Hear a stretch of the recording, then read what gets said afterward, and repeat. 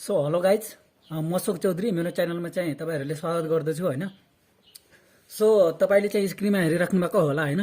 2077को म्याथको model question छ होइन, त्यसको आज हामी सोल्युसन गर्नेछौँ होइन। सो स्टेप बाई स्टेप हामी गर्नेछौँ होइन। सो पहिला क्वेसन नम्बर हामी 1 को हेर्छौँ। क्वेसन के दिएको छ भन्दाखेरि if A and B are unit vector and theta B angle between them prove that 1/2 A vector minus B vector equal to sine theta by 2। So यहाँ के भन्दैछ भन्दाखेरि हामीसँग अब भेक्टर छ अरे, दुईवटा भेक्टर छ होइन, एउटा ए बी भेक्टर र एउटा यो ए भेक्टर छ होइन। सो अनि बिचको एङ्गल चाहिँ हाम्रो थीटा दिएको छ होइन, क्वेसनले यही भनेको छ होइन। सो आफूले चाहिँ हामी यसमा प्यारालेलोग्राम हामी बनाउँछौँ होइन। सो अब यता यो डाइरेक्सनमा चाहिँ हाम्रो बी पोजिटिभमा छ भने हामी यो साइडमा चाहिँ हामी नेगेटिभमा लेख्न सक्छौँ र चाहिँ योबाट चाहिँ हामी यसलाई पनि हामी ए भेक्टर भन्न सक्छौँ होइन होइन। सो अब चाहिँ हामी यसलाई प्यारालेलोग्राम बनाउँछौँ होइन। अनि यो भनेको एङ्गल भनेको हाम्रो 180 माइनस थीटा हुन जान्छ होइन। र यो चाहिँ रिजल्ट आन्छ हाम्रो जुन A vector minus B vector हुन जान्छ, किनभने यो माइनसमा त्यही भएर होइन। सो चाहिँ अब यहाँ हेर्दाखेरि given A vector and B vector are unit vector दिएको छ होइन। सो हामी A vector equal to B vector equal to हामी 1 लेख्न सक्छौँ होइन। र अब चाहिँ हामी यहाँ फर्मुला लाउन सक्छौँ। अब यो फर्मुला भनेको त एक्ज्याक्ट भनेको हाम्रो यस्तो हो, ए भेक्टर अनि प्लस अनि माइनस बी भेक्टर, यस्तो कन्डिसन दिएको छ होइन। तर यो फेरि प्लस माइनस त माइनस नै हुन्छ होइन। सो हामी यो ए प्लस बीको होल स्क्वायरको फर्ममा हामी यसलाई भाँच्छौँ होइन। र चाहिँ हामीसँग फर्मुला चाहिँ कस यो एङ्गल जुन छ नि, यो भनेको हाम्रो कस हुन जान्छ, कस 180 माइनस थीटा हुन्छ होइन। सो अब यो भनेको 1 हुन्छ, यो भनेको 1 हुन्छ होइन। र 2 यो 1 हुन्छ होइन। र यो चाहिँ यो कस 180 माइनस थीटा भनेको हाम्रो माइनस कस थीटा हुन्छ होइन। र यो माइनसलाई चाहिँ यहाँ यो भनेको 1 हामी यो 2 गरिदिन्छौँ र यो भनेको माइनस 2 कस थीटा हुन्छ र 2 कमन लिन्छौँ होइन। र 1 माइनस कस थीटा बाँकी बच्छ होइन। सो हामी 1 माइनस कस थीटालाई हामी चाहिँ फर्मुलामा भाँच्छौँ होइन। त्यो भनेको हाम्रो 2 साइन स्क्वायर थीटा बाई 2 हुन्छ होइन। र यहाँ हेर्दाखेरि अब यसमा हेर्दाखेरि यो 4 साइन स्क्वायर थीटा बाई 2 हुन्छ। र अब चाहिँ यो स्क्वायर भनेको हाम्रो रुट राख्छौँ होइन। यो दुवै साइडमा चाहिँ रुट गर्दाखेरि यो चाहिँ स्क्वायर कटिन्छ होइन। र यता रुट राख्दाखेरि अब under root 4 sine square theta by 2 हुन्छ। सो हाम्रो 4 को रुट गर्दाखेरि 2 हुन्छ र यो साइन स्क्वायरको रुट गर्दाखेरि साइन मात्र बाँकी बच्छ होइन। सो अब यो 2 लाई चाहिँ यसमा डिभाइडमा गरिदिन्छु। सो 1/2 अनि A vector minus B vector equal to sine theta by 2 हाम्रो प्रुफ हुन्छ। अब यहाँ धेरैजनाले यहाँ नबुझ्या होला, यो फर्मुला लाग्छ होइन। सो हाम्रो फर्मुला के छ भन्दाखेरि यदि कस 2 थीटा छ भने हाम्रो 1 माइनस 2 साइन स्क्वायर थीटा हुन्छ। तर यो यदि सपोज यो थीटा मान्यो भने यो थीटा बाई 2 हुन्छ होइन। फर्मुला त सबैले थाहा होला, यो फर्मुला चाहिँ यहाँ युज भएको छ होइन। अनि सो यो चाहिँ हाम्रो क्वेसन नम्बर 1 सक्यो होइन। सो अब क्वेसन 1 को चाहिँ हामी बी हेर्छौँ। बीमा के भनेको छ भन्दाखेरि state De Moivre's theorem and use it to find cube root of unity भन्नाले पहिला स्टेट लेख्नुपर्छ दि मुभस थ्योरमको होइन। सो दि मुभस थ्योरम भन्नाले हाम्रो के छ भन्दाखेरि De Moivre's theorem for any integer number होइन, कुनै पनि इन्टिजर नम्बरको लागि। इन्टिजर भनेको 1 2 जुन पोजिटिभमा हुन्छ होइन, सबै नम्बरको लागि भन्न खोजेको। अब भनेपछि हाम्रो यो भनेको आर अनि कस थीटा अनि प्लस आई साइन थीटा अनि यसको होल पावर हाम्रो यन छ भने हाम्रो आरको पावर यन र कस यो यन भनेको हाम्रो एङ्गलमा चाहिँ मल्टिप्लाईमा हुन्छ होइन। Cos n theta plus i sin n theta हुन्छ होइन। यही हाम्रो थ्योरम हो। अनि यो थ्योरम चाहिँ हामी यहाँ प्रुभ गर्छौँ होइन। के अरे हामी चाहिँ यो युज गरेर क्युब रुट निकाल्नेछौँ होइन। सो यहाँ हेर्दाखेरि हामी एउटा चाहिँ भनौँ न एउटा कम्प्लेक्स नम्बर लिन्छौँ होइन। भनेपछि Z equal to cube root यही हो भनेपछि यस्तो हो कि यो भन्न खोजेको। अनि यो चाहिँ क्युब रुट चाहिँ यहाँ गएर 1/3 हुन्छ होइन पावरमा। सो अब यस्तो गऱ्यो होइन। अनि चाहिँ यहाँ 1 छ होइन, आफूले चाहिँ हामी 0 आई अनि 0 थप्यो, फेरि आई 0 भनेको त 0 नै हुन्छ, फेरि कुरा सकिन्छ होइन। अनि अब हेर्दाखेरि 1 भनेको अब कस 0 को मान 1 हुन्छ होइन। र यो चाहिँ यो 0 भनेको साइन 0 को भ्यालु भनेको 0 हुन्छ होइन। सो हामी त्यो फर्ममा राख्यो होइन। अनि त्यसपछि हेर्दाखेरि यहाँ चाहिँ अनि कस 0 प्लस के 360 गऱ्यो होइन। सो हामीलाई के थाहा छ भन्दाखेरि कि हामीले त कास्टको नियम त पढ्या होला नि। अब कुनै पनि मानौँ न साइन अब 360 प्लस थीटा गऱ्यो भने त्यो साइन थीटा नै हुन्छ भन्नाले 360 भन्दा माथिमा चाहिँ चेन्ज हुँदैन। सो यहाँ हामी के राख्न सक्छौँ, के भनेको हाम्रो कुनै पनि नम्बर लिन सक्छौँ होइन, पोजिटिभ नम्बर हुनु पर्यो। सो हामी चाहिँ के 360 प्लस थीटा भनेको हाम्रो साइन थीटा नै हुन्छ। सो साइन थीटाको ठाउँमा हामी यति राख्न सक्छौँ, त्यही भएर चाहिँ त्यहाँ राख्या होला। म चाहिँ सुरुमा पढ्दाखेरि मलाई पनि थाहा भइरहेको थिएन यो के 360 किन थप्या भनेर। तर बल्ल थाहा पायो होइन, तपाईँहरू पनि थाहा यहाँ पाउनुहोस् होइन। सो अब हेर्दाखेरि अब चाहिँ यो युज गर्दाखेरि होइन, आर भनेको त्यहाँ 1 छ होइन, त्यसको मतलबै भएन। अनि चाहिँ यो यन भनेको हाम्रो 1/3 छ, सो हाम्रो थीटामा चाहिँ मल्टिप्लाई भयो होइन, 1/3 3 भयो होइन 3। अनि त्यसपछि चाहिँ यो डिभाइड गर्यो होइन, 0 थप्दा त केही मतलबै भएन। अनि चाहिँ डिभाइड गर्दाखेरि के 120 हुन्छ होइन, यसमा पनि डिभाइड गर्दा के 120 हुन्छ। अनि त्यसपछि चाहिँ हामी के को भ्यालु 0 1 2 राख्छौँ होइन। अनि सो अब 0 के को भ्यालु 0 राख्दाखेरि हाम्रो यो 1 हुन्छ होइन। अब यहाँ हेर्नुहोस्, अब 0 राख्यो भने यो 0 अनि यो 0 हुन जान्छ, सो हाम्रो 1 हुन्छ। त्यसपछि 1 राख्यो भने हाम्रो cos 120 अनि आई sin 120 हुन्छ। सो यसलाई चाहिँ cos 120 र sin 120 को मान राखेर त्यसले सोल्भ गर्दा चाहिँ हाम्रो यो हुन्छ होइन, -1 प्लस यो आउँछ होइन। अनि के को भ्यालु 2 राख्दाखेरि cos 120 अनि आई sin 120 हुन्छ, के अरे 240 हुन्छ। अनि सो यसको भ्यालु गर्दाखेरि यो हुन्छ। अनि सो हामी फाइनली भन्न सक्छौँ Z1 अनि -1 प्लस आई √3/2 अनि माइनस त्यही हाम्रो रिक्वायर्ड क्युब रुट हो। सो राम्ररी बुझ्नु होला होइन। अब यो थ्योरम कसरी प्रुभ भयो भन्दाखेरि म अर्को भिडियोमा बताइदिन्छु होइन। सो अहिलेलाई त्यो मात्र हेर्नुहोस्। अब चाहिँ हामी क्वेसन नम्बर 2 को ए हेर्छौँ होइन।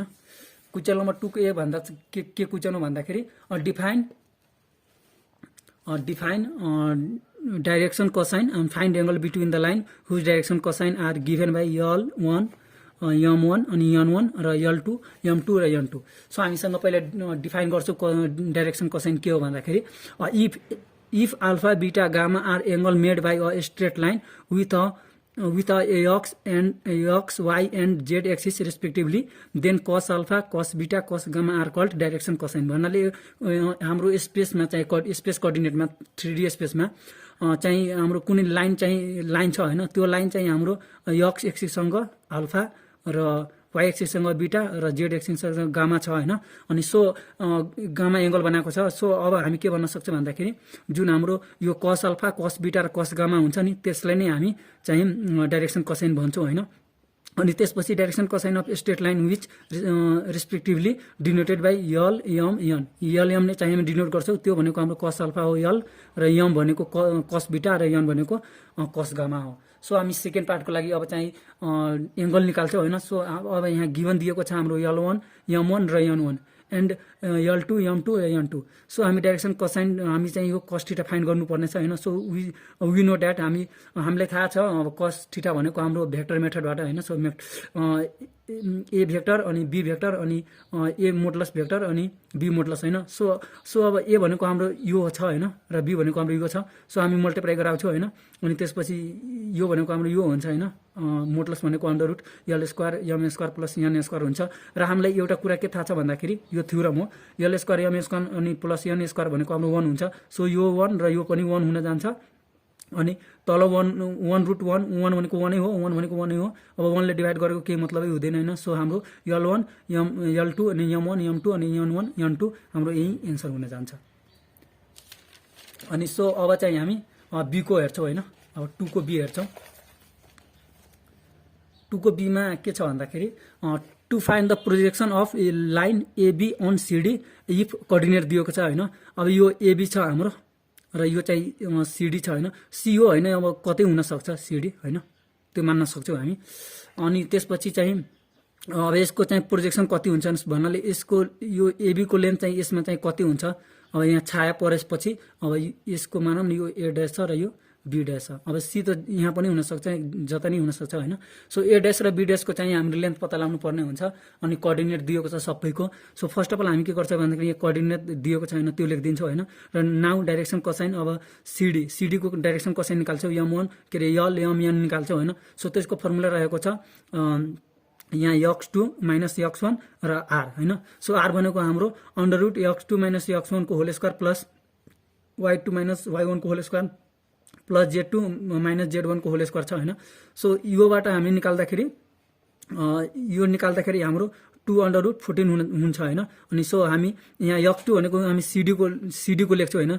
यहाँ सिडी को देख्छौँ हामी, यहाँ सिडी को सी र डी को यो x2 र यो x1 हो, त्यही फर्मुलाबाट हामी यहाँ निकाल्छौँ। सो हाम्रो यहाँबाट यहाँ निस्किन्छ यल MN यहाँ निस्किन्छ होइन। अब चाहिँ यहाँ हामीले टोटल निस्किसक्यो होइन। डाइरेक्सन कोसाइन ल। अब सो चाहिँ प्रोजेक्सन निकाल्छौँ अनि एबी अन सिडीमा चाहिँ निकाल्छौँ, त्यसको फर्मुला रहेको छ x2 माइनस x1 र यल अनि y2 माइनस y1 अनि m plus z2 minus z1 अनि n। सो भनेपछि अब यसमा यो x अनि x2 र x1 भनेको अब हाम्रो एबीको हुन्छ, यो ए र बीको हुन्छ अनि यो एलएम भनेको त हामी निस्काइसकेका छौँ होइन। सो हामी भ्यालु पुट गरेर निकाल्दाखेरि फाइनल एन्सर भनेको हाम्रो 11/√14 हुन जान्छ। यही हाम्रो एन्सर हो। राम्ररी हेर्नु होला होइन, भिडियोलाई पाउस गरेर हेर्नु होला होइन। अनि सो अब चाहिँ 3 को ए हेर्छौँ होइन। अब यसमा के भनेको छ भने solve by Cramer's rule or inverse matrix method of equation. यो इक्वेसन दिएको छ होइन। अब क्रामर्स रुलबाट निकाल्नुहोस् या त इन्भर्स मेट्रिक्सबाट निकाल्नुहोस् होइन। मैले दुवै गरिरहेको छु होइन, दुवै म देखाउँछु। अब यो इक्वेसन दिएको इक्वेसन 1, 2 र 3 मानिदिन्छु होइन। अब योबाट यसमा हेर्दाखेरि यक्स यहाँ 1 छ, कोफिसिएन्ट 1 अनि यसमा त यक्स छैन भने हामी 0 लेख्छौँ र यसमा 5 छ। अब यसमा हेर्दाखेरि 1, 1 यसमा y भनेको 2 छ होइन, र यसमा y भनेको -1। अब यस्तै हामी लेखिदिन्छौँ होइन। र अब चाहिँ यो क्रामर्स रुलबाट बनाउँदैछौँ हामी होइन, यो क्रामर्स रुलबाट बनाउँदैछौँ। सो हामी पहिला डी निकाल्छौँ होइन। डी भनेको हाम्रो यति हो अनि यो इज2 मा लेखेको छ जुन यो छ नि, अनि त्यो हामी इज2 मा लेखेको छौँ होइन। सो पहिला डी भनेको यति छ, हामी डी को पहिला हामी यहाँ चाहिँ डिटरमिनेन्ट निकाल्छौँ होइन। त्यो भनेको हाम्रो यो भनेको हाम्रो यस्तो हुन्छ होइन, थाहा होला नि। यस्तो मल्टिप्लाई गराउँछौँ अनि जोड्दै जान्छौँ अनि त्यसपछि यस्तो मल्टिप्लाई गराउँछौँ होइन अनि माइनस गर्दै जान्छौँ। सो यो यति भनेको हाम्रो 12 आउँछ होइन। सो त्यसै गरी D1, अब D1 मा हेर्दाखेरि यो जुन यो 3, 10, -3 छ नि, अब यो चाहिँ यहाँ चाहिँ हामी कोलम 1 मा राख्छौँ होइन। कोलम 1 मा यहाँ राख्छौँ होइन। फेरि यसको डिटरमिनेन्ट निकाल्छौँ, त्यो भनेको फेरि 12 आउँछ होइन। फेरि D2, अब चाहिँ यो 3, 10 -3 भनेको अब यो हामी चाहिँ कोलम 2 मा राख्छौँ होइन। कोलम यहाँ 2 मा राखिसक्यो होइन। अनि त्यसको डिटरमिनेन्ट निकाल्दाखेरि यो 48 आउँछ होइन। अनि त्यसै गरी अब D3 निकाल्छौँ। अब चाहिँ जुन 3 अनि 10 अनि -3 थियो जसको भ्यालु चाहिँ हामी अब कोलम 3 मा राख्छौँ होइन, यहाँ राख्यो। अब यसको चाहिँ डिटरमिनेन्ट निकाल्दाखेरि हाम्रो चाहिँ 24 आउँछ। अब चाहिँ यक्स भनेको D1/D फर्मुला छ हाम्रो अनि यो 12 अनि 12 थियो होइन। सो 1 हुन्छ र y भनेको हाम्रो D2/D छ। सो भनेको यो 48 थियो र यो 12 थियो। सो भनेको यो 4 हुन्छ र z भनेको हाम्रो D3/D हुन्छ। सो भनेपछि 24/12 हुन्छ, यो भनेको 2 हुन्छ। सो हाम्रो फाइनल एन्सर यति आउँछ। सो अब हामी के गर्छौँ भन्दाखेरि हामी अब यसैले मेट्रिक्स मेथडबाट भन्दाखेरि के अरे इन्भर्स मेट्रिक्स मेथडबाट भन्दाखेरि यो इक्वेसनबाट हामी पहिला मेट्रिक्स बनाउँछौँ होइन। यो मेट्रिक्स बन्यो होइन र यो एक्स वाइ जेड हामी यहाँ लेख्छौँ होइन। अनि चाहिँ यो दिएको चाहिँ यो साइडमा लेख्छौँ, यो भनेको यो भयो र यक्स र यो बी हामी आफूले मेट्रिक्स मान्छौँ। र अब यसमा हेर्दाखेरि हामीले यक्स मेट्रिक्स चाहियो होइन। सो यो भनेको हाम्रो ए र यक्स छ होइन, ए यक्स अनि यो इक्वल टु बी छ होइन। सो हामीलाई यक्स चाहियो भने यक्स भनेको अब यो ए भनेर यहाँ इन्भर्समा गएर मल्टिप्लाईमा हुन्छ होइन। अनि सो पहिला हामी ए को चाहिँ इन्भर्स निकाल्छौँ होइन। सो ए भनेको हाम्रो यति दिएको छैन। सो त्यसको हामी चाहिँ यो दुईवटा यसलाई चाहिँ हामी डबल लेखिदिन्छौँ अनि चाहिँ अघिको बताएको जस्तै डिटरमिनेन्ट निकाल्छौँ होइन। अनि डिटरमिनेन्ट निकालेपछि हाम्रो यो 12 आयो होइन। सो 0 आएपछि हाम्रो एक्जिस्ट गर्दैन, त्यसको इन्भर्स नै त्यो निस्काउन मिल्दैन होइन। तर यहाँ चाहिँ 12 आएको छ। सो हाम्रो इन्भर्स चाहिँ एक्जिस्ट गर्छ होइन। सो हामी अर्कै मेथडबाट यहाँ गरिरहेको छौँ होइन। सो पहिला हामी को फ्याक्टर निकाल्छौँ। A11 भनेको यो 1 को यहाँ 1 को हामी निकाल्छौँ। अब 1 को गरेपछि त यो रो र कोलम छोडेर यति लेख्नुपर्छ होइन, यति लेख्ने अनि त्यसको चाहिँ फेरि यसको डिटरमिनेन्ट निकाल्ने होइन। यसो मल्टिप्लाई गराउने अनि यसो मल्टिप्लाई गराउने, यसो मल्टिप्लाई गराएर माइनस गर्ने। सो -3 हुन्छ। त्यसै गर्दा गर्दै हामी पुरैको निकाल्यौँ होइन। अनि सबैको चाहिँ निकालिसकेपछि